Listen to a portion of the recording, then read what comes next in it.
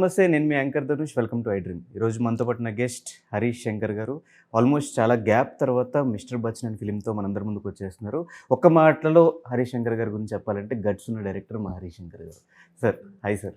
Thank you so much. మా హరీశంకర్ అన్న కాబట్టి నేను అక్కడ పడిపోయా, ఫిదా అయిపోయా. అండ్ ఆల్మోస్ట్ మనం 5 years బ్యాక్, 5 years అవ్వలేదు, 4 years బ్యాక్, 4కి 5కి మధ్య 1 year థింగ్, చాలా బిగ్ థింగ్. 1 year అంటే సినిమా అయిపోద్ది. అది సార్, అది అప్పుడు కలిసాము. అంటే అది నా కెరీర్ స్టార్టింగ్. మీరు రిసీవ్ చేసుకున్న విధానము అండ్ మీరు నన్ను కంఫర్ట్ చేసిన విధానము, అక్కడ నేను మీకు కనెక్ట్ అయ్యా. చూడు, నేను మీడియా పట్ల ఇంత ఫ్రెండ్లీగా ఉంటాను, ఇంత కంఫర్ట్ ఇస్తుంటాను, అయినా సరే హరీష్ వర్సెస్ మీడియా అంటారు. ఎలాగ తప్పు కదా. అదే సార్, ఇంత ఫ్రెండ్లీగా ఉంటారు, మధ్యలో ఈ మీడియాతో ఇష్యూస్ ఏంటి, అసలు ఏం జరుగుతుంది ఏంటి అనేది నా క్వశ్చన్. దాన్ని ఏమంటారంటే పళ్ళున్న చెట్టుగా రాళ్ళ దెబ్బలని పడదాం, భరిద్దాం, ఏం చేస్తాం. కానీ ఎక్కడ మీ పాయింట్ ఏంటో నాకు అర్థం కాలేదు సార్. మనిషితోనా లేదంటే ఆ వ్యవస్థతోనా? వ్యవస్థలకి ఎలా తప్పు పడతావు? వ్యవస్థలకి ఆన్సరబుల్ ఎవరు ఉంటారు? వ్యవస్థను తప్పు పడదామా? ఒక ఆటో డ్రైవరు ఒక అమ్మాయిని ఏదో చేసాడని చెప్పి మొత్తం ఆటో డ్రైవర్లు అందరి మీద పగబట్టేస్తారా? అలా చేయకూడదు కదా. It's always individual. బట్ నేనున్న ఈ 5 years నేను అబ్జర్వ్ చేస్తున్న మీడియాలో ఆల్మోస్ట్ సెలబ్రిటీస్ అందరూ కూడా ఒక మాట మాట్లాడాలన్నా, ఒక పాయింట్ రేస్ చేయాలన్నా కూడా కొంచెం ఇబ్బంది. మనకెందుకు, మన పని మనం చేసుకుంటూ వెళ్ళిపోతుంది. మన సినిమా రిలీజ్ అయిందా, హిట్ అయిందా, ఓకే, ఫ్లాప్ అయిందా, ఇంకో సినిమా చేసుకుందాం, ఈ పాయింట్లో ఉన్నారు. కానీ ఎక్కడ మీలా రేస్ చేసి మాట్లాడిన వాళ్ళు లేరు. మీరు ఎందుకు రేస్ చేయాల్సి వస్తుంది ప్రతి టాపిక్? అంటే ఎందుకు రేస్ చేయకూడదు? నా క్వశ్చన్ ఏంటంటే, నిన్న అడగట్లా, మామూలుగా చెప్తాను, ఎందుకు రేస్ చేయకూడదు? నేను రోడ్డు మీద ఏదన్నా ట్రాఫిక్ జామ్ అయితేనో, లేకపోతే ఏదన్నా అక్కడ నా జిహెచ్ఎంసీ ప్రాబ్లం ఉంటేనో, అది నేను నా ఇండస్ట్రీ కాదు, నా ఇండస్ట్రీ సమస్య కాదని చెప్పి నేను ఎప్పుడూ వదిలేదే. ఒక platform, technology develops, technology should contribute to the growth of a society. ఒక మంచి టెక్నాలజీ డెవలప్మెంట్ అది మానవాళి యొక్క అభివృద్ధికి ఉపయోగపడాలి. ఓకే, సో నేను ట్విట్టర్ హ్యాండిల్ అలా యూజ్ చేస్తాను. అట్ ది సేమ్ టైం ట్రోలింగ్కి క్రిటిసిజంకి డిఫరెన్స్ ఉంది. సో ఎప్పుడైతే క్రిటిసిజం అనే లైన్ దాటి ట్రోలింగ్ స్థాయికి వెళ్తారో అప్పుడే నేను మాట్లాడదా. ఇప్పుడు నువ్వే చెప్పావు చాలా ఫ్రెండ్లీగా నేను చేసుకున్నాను. ఎంతమంది నేను ఆ మాట్లాడిన 2-3 కాకుండా మిగతా వీడియో ఏదైనా ఒకటి చూపించండి. హరీష్ శంకర్ పలానా జర్నలిస్ట్ని పలానా ఇలా మాట్లాడాను కానీ, లేకపోతే వాళ్ళని ఇలా కార్నర్ చేసాడు కానీ చూపించండి వేరేది. సో న్యూటన్స్ థర్డ్ లా ప్రకారం మీ యాక్షన్ తాలూకు రియాక్షన్ ఉంటుంది తప్ప నా ఎవరి మీద పర్సనల్గా ఏమి ఉండదు. మళ్ళీ ఒక 100 ఇంటర్వ్యూలు చెప్పా, మళ్ళీ చెప్తున్నా, నా సక్సెస్లో సినీ హీరోలు, సినీ నిర్మాతలతో పాటు సినీ జర్నలిస్టుల యొక్క క్రెడిట్ చాలా ఉంది. ఐ బో టు దేర్ వర్క్. నా సినిమాని జనాల దగ్గర తీసుకెళ్ళడంలో ప్రతి పాత్రికేయుడికి నా సక్సెస్లో క్రెడిట్. అంటే బయట పోర్ట్రే అయ్యేది మీడియాకి హరీష్ శంకర్ గారి యాంటీ ఏమో అని పోర్ట్రే అవుతుంది. అంటే మీ దృష్టిలో మీడియా అంటే ఎలా ఉండాలి అనుకుంటున్నారు? లైక్ తప్పండి. నేను అనేది ఏంటంటే వాళ్ళు ఇలా, ఇప్పుడు ఈ ప్రాబ్లం అదే. సోషల్ మీడియా వచ్చిన తర్వాత నువ్వు నాకు నచ్చినట్టు ఉండట్లేదు అనే ఒకటి, ఎవరు ఇష్టం వచ్చిన వాళ్ళు ఉంటారు. నీ ఇష్టం అనేది నన్ను ఇబ్బంది పెట్టకూడదు. ఇప్పుడు ఒక సినిమా బాగాలేని నేను రివ్యూ రాస్తే నువ్వు ఇబ్బంది పడతావంటే అది కాదు. నువ్వు కంటెంట్ని విమర్శించిన కాలం నేనేం మాట్లాడినావు. నా సినిమాలకి జీబీ గారు కానీ ఇంకోళ్ళు గారు కానీ ఎప్పుడు ఏం గ్రేట్ రివ్యూస్ ఎప్పుడు ఇవ్వలేదు. వాళ్ళతో ఎప్పుడు నాకు సున్నం లేదే, అస్సలు లేదే, ఉండదు. అసలు మనం ఇంత డిస్కషన్ కూడా చేసుకోవద్దు. All thing is on the YouTube. నేను మాట్లాడిన వాళ్ళు ఎవరు అనేది మీకు తెలుసు క్లియర్గా. So how it goes. Yes, okay sir. So coming to mister Bachchan, అంటే మీ రీమేక్స్లో నాకు బాగా ఇష్టం, లాస్ట్ టైం చెప్పా, గబ్బర్ సింగ్.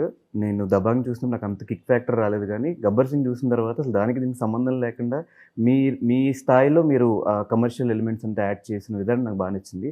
సో ఇందులో రైడ్కి దీనికి ఏ డిఫరెన్సెస్ మీరు చూపించబోతున్నారు? అలాగే ఉంటుంది. దబంగ్కి గబ్బర్ సింగ్ ఎంత డిఫరెన్స్ ఉందో, రైడ్కి మిస్టర్ బచ్చన్కి అంతే డిఫరెన్స్ ఉంటుంది. That much I can assure. So ఏమేమి చేంజెస్ చేశారు మాకు రైడ్ కంటే? దీనికి చూడాలి చేంజెస్. బేసిక్ ఇందులో హైలైట్స్ ఏంటంటే 90s బ్యాక్డ్రాప్, అది చాలా ఇంట్రెస్టింగ్గా ఉంటుంది. రవితేజ గారి క్యారెక్టరేషన్ సినిమాలో ఆనెస్టీ ఈజ్ ద హీరో, అది చాలా బాగుంటుంది. కొత్త అమ్మాయిని ఎందుకు పెట్టామంటే గ్లామర్ చూపిద్దాం అనుకుంటుంది కాదు. ఏ హీరోయిన్ పెట్టినా ఆవిడ తాలూకు ప్రీవియస్ సినిమాలన్నీ గుర్తొస్తుంది. 90sలో ఒక వీధిలో ఒక అమ్మాయి ఇలా ఉండేదేమో అని ఒక ఫీలింగ్ రావాలి సినిమా చూసిన వాళ్ళకి. ఆ టైంలో ఒక అమ్మాయి అలా లంగావణి వేసుకుని ఆ వీధులు అలా తిరిగేదేమో. అప్పుడు ఆడియన్స్ ఇప్పటివరకు చూడని ఫేస్ చూడాలని నా యొక్క ఫీలింగ్. సార్, రీమేక్స్ మీ దగ్గరికి వస్తే మీరు రీమేక్ని సెలెక్ట్ చేసుకుంటారు అంటే రైట్? రెండు జరుగుతుంటాయి. గబ్బర్ సింగ్ నా దగ్గరికి వచ్చింది, మిస్టర్ బచ్చన్ నేను సెలెక్ట్ చేసుకున్నాను. ఓకే, ఎందుకు నచ్చింది మీకు రైడ్ అనే సబ్జెక్ట్? ఎందుకు నచ్చింది? అదే చెప్తున్నాను, నాకు అజయ్ దేవగన్ అంటే చాలా ఇష్టం. I have a huge respect towards Ajay Devgn sir, and love to do a film with him in future. So he's like Amay Patnaik ఆ characterisation is like extraordinary. But at the same time this lot of difference between Raviteja గారు and Ajay Devgn గారు. So I have to address his histrionics, his sensibilities and all. ఈ cinema first time చూడగానే నాకు ఇప్పుడు అనుకున్న first half వచ్చేసింది. నేను అందుకే మనం అసలు ట్వీట్ చేసి అమ్మ పలకాలని, మనం ఏదో కూర్చొని పీకేద్దాం కూర్చొని రాదు, థాట్ షుడ్ కమ్. అది రాగానే చాలా ఇంట్రెస్టింగ్ అనిపించింది. బట్ అప్పుడు రవితేజ గారు అనుకుని ఏమనుకోవాలి, ఈ సినిమా ఎప్పటికైనా చేయాలి అనుకున్నాం. సడన్గా కళ్యాణ్ గారు పాలిటిక్స్లోకి వెళ్ళేసరికి ఆ టైం గ్యాప్ దొరికింది కాబట్టి సినిమా చేసాం. కానీ 85, 90sలో అంటే మాకు నాస్టాలజిక్ ఫీలింగ్ మాకు టీజర్ చూసినప్పుడే వచ్చింది అనిపించింది. బైక్స్ కానివ్వండి అవంతా. సో ఏమేమి పెట్టారు సార్ ఆ టైం పీరియడ్లో ఉన్న ఐటమ్స్? ల్యాండ్ లైన్స్, లంగావణీలు, టేప్ రికార్డర్లు, క్యాసెట్స్, రికార్డింగ్ సెంటర్స్, బజాజ్ చేతకులు, ఆ టైం తాలూకు కాస్ట్యూమ్స్, అప్పుడున్న చిత్రలహరి, చిత్రహార్, ఇవన్నీ మీకు ఏంటంటే ఒక డిఫరెంట్ వరల్డ్లోకి తీసుకెళ్తాయి. డిఫరెంట్ వరల్డ్ అంటే కూడా మనకు బాగా గుర్తొచ్చే ఈ జనరేషన్ వాళ్ళకి వాళ్ళ అన్నయ్యలు, వదినలు, పేరెంట్స్ వాళ్ళు చెప్పిన విషయాలు, ఆ జనరేషన్ వాళ్ళకి అసలు A to Z family entertainment. 90sలో మీరు మిస్ అయింది ఏంటి? నేను మిస్ అయింది ఫ్రెండ్ని కలిసి ఉన్నప్పుడు ఉండే ఎక్సైట్మెంట్. ఒక ఫ్రెండ్ని పలానా ప్లేస్కి అక్కడ రమ్మంటే అతను చూసేంత వరకు కమ్యూనికేషన్ ఉండేది కాదు.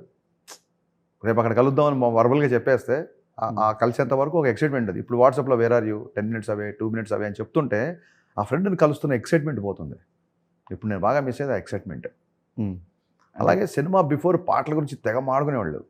చాలా ముందు రిలీజ్ అయ్యాయి, బుక్స్ కూడా వచ్చాయి, బుక్స్ వచ్చేవి, లిరిక్స్ అంతా అవైలబుల్ ఉండేవి, పెద్ద పెద్ద పోస్టర్స్ ఉండేవి ఆడియో సెంటర్స్ దగ్గర. ఇప్పుడు అంతా సోషల్ మీడియా అయిపోయింది ప్రమోషన్ అంతా. సో అదొకటి బాగా మిస్ అవుతుంది. సినిమా వైజ్ వరకు ఆడియో లాంచెస్ జరిగాయి.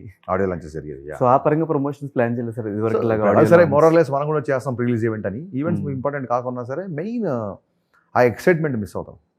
బేసిక్గా ఎక్సైట్మెంట్ అప్పుడు ఎక్కువ ఉండేది. అప్పుడు కొంచెం డిస్క్లోజ్ చేసి ఉండే మ్యాటర్స్ అన్ని.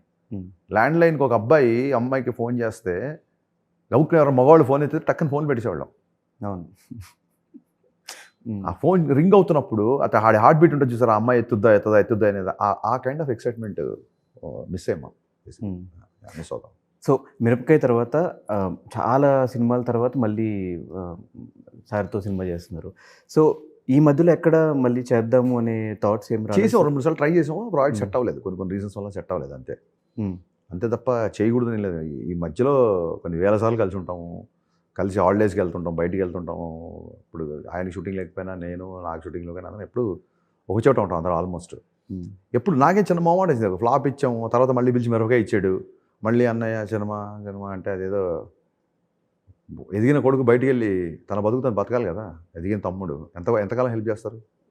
సో అంతే తప్ప వేరే రీజన్ ఏంటి. సో అసలు మీ ఐడియాలజీ ఏంటి సార్ లైఫ్లో? మీరు నమ్మే ఐడియాలజీ ఇన్ ద సెన్స్ నేను ఈ ఐడియాలజీ పెట్టుకొని బతకాలి అలాగే అనుకోనండి. బేసిక్గా మనం మన వల్ల ఎవరికి ఇబ్బంది ఉండకూడదు first thing. At the same time మనం అనుకుంది బలంగా ఖచ్చితంగా చెప్పగలగాలి. అంటే మీ స్పీచెస్ చూసినా, మీ ఇంటర్వ్యూస్ చూసినా, మీ మైండ్ సెట్ కానీ, కళ్యాణ్ గారి మైండ్ సెట్ కానీ, రవితేజ గారి మైండ్ సెట్ కానీ, ఆ మాటలు కానీ సేమ్ యాజ్ ఇట్ ఈస్ ఒకేలా ఉంటే వాళ్ళతో కలవడం వల్ల ఐడియాలజీ ఏమైనా చేంజ్ అయిందా, లేకపోతే అంతకుముందు కూడా చిన్నప్పటి నుంచి మీ ఐడియాలజీ అలా? రెండు ఉండొచ్చు. బేసిక్ ఎలా ఉంటుందంటే వాళ్ళిద్దరు ఇన్ఫ్లుయెన్స్ ఉంటుంది నా మీద డెఫినెట్గా. చిన్నప్పటి నుంచి కెరీర్లో సినిమా ఇండస్ట్రీకి వచ్చిన తర్వాత ఎక్కువ లైఫ్ స్పాన్ రవినేతో, రాకముందు నుంచి పవన్ కళ్యాణ్ గారి ఇన్ఫ్లుయెన్స్. బట్ నేనేమంటానంటే చాలామంది చూస్తారు కదా వాళ్ళిద్దరు సినిమాలు, వాళ్ళిద్దరితో చాలామందికి సంబంధం ఉంది కదా. నేను 3 సినిమాలు చేస్తే మల్లేని గోపిచంద్ కూడా 3 సినిమాలు చేసాడు కదా. నేనేమంటానంటే నీలో సిమ్ కార్డ్ ఉంటే సిగ్నల్స్ వస్తాయి. సో నీలో కూడా ఎంతో కొంత అది ఉంది కాబట్టి మేబీ ఆ ఇన్ఫ్లుయెన్స్కి will get attracted or will be sounding like that. So ఎలా అనిపించింది సార్ రవితేజ గారితో మళ్ళీ థర్డ్ టైం వర్క్ చేయడం? అసలు కాదు, ఇప్పుడు మనం కలిసి 13 ఏళ్ళు అయితే ఆశ్చర్యపోతాం, కానీ రోజు కలిసేవాళ్ళం, అదే సెట్లో కలుస్తాం అంతే, ఏముంటుంది. సో బిగ్గెస్ట్ క్వాలిటీ ఏంటంటే ఆయన మారలేదు. షాక్ అప్పుడు ఎలా ఉండడం, మిరపకాయ అప్పుడు ఎలా ఉండడం, ఇప్పుడు అలాగే ఉన్నారు. In fact more younger, is little more discipline now. ఎప్పుడు డిసిప్లిన్ ఉంది, ఇప్పుడు ఇంకా స్ట్రిక్ట్ డిసిప్లిన్లో, స్ట్రిక్ట్ డైట్లో, స్ట్రిక్ట్ ఎక్సర్సైజ్లో ఉన్నారు. సో అందుకే అంత గ్లామరస్గా ఉన్నారు. ఏ డిస్కషన్స్ అవుతుంటాయి సార్ జనరల్గా? మొత్తం A to Z, మీమ్స్ దగ్గర నుంచి ఇంకా మిగతా వాళ్ళ మీద అసలు ఇంకా ఇది అదేం లేదు. A to Z everything will talk. Travel దగ్గర నుంచి, ఫుడ్ దగ్గర నుంచి, ఫ్యాషన్ దగ్గర నుంచి, every topic under the sky discussion ఉంటుంది. So it's the best memory మీకు? మెమరీ అంటే రోజు కలుస్తూనే ఉంటాం కదా, కలుస్తూనే ఉంటారు. అందులో ఒక నేను రవి అన్నయ్య అందరం కలిసి న్యూయార్క్లో స్పెండ్ చేసిన టైం హాలిడేకి వెళ్ళిన time is the best memory. ట్విట్టర్లో ఫోటో కూడా పెట్టా. Hmm. It's the best memory. అలాగే ఒకసారి ఏదో షూటింగ్ అయిపోతే హాలిడే ఎక్స్టెండ్ చేసాం. షూటింగ్ అయిపోయిన తర్వాత ఒక 4-5 రోజులు ఉన్నాం. నేను, సుబ్బరాజు, మచ్చరవి, మెహర్ అండ్ అన్నయ్య. ఆ హాలిడే అయితే one of the best holiday. అంటే ఒక టైంలో రూమ్లో నవ్వుతూ కళ్ళెమ్మడి నీళ్ళు వచ్చేసి ఈ పొట్ట ఇలా పట్టేసుకొని ఇంకా ఆపేయండి అని చెప్పి ఒకసారి ఆపి రెస్ట్ తీసుకొని మళ్ళీ నవ్వి, ఇలాంటి సందర్భాలు that's the best holiday actually.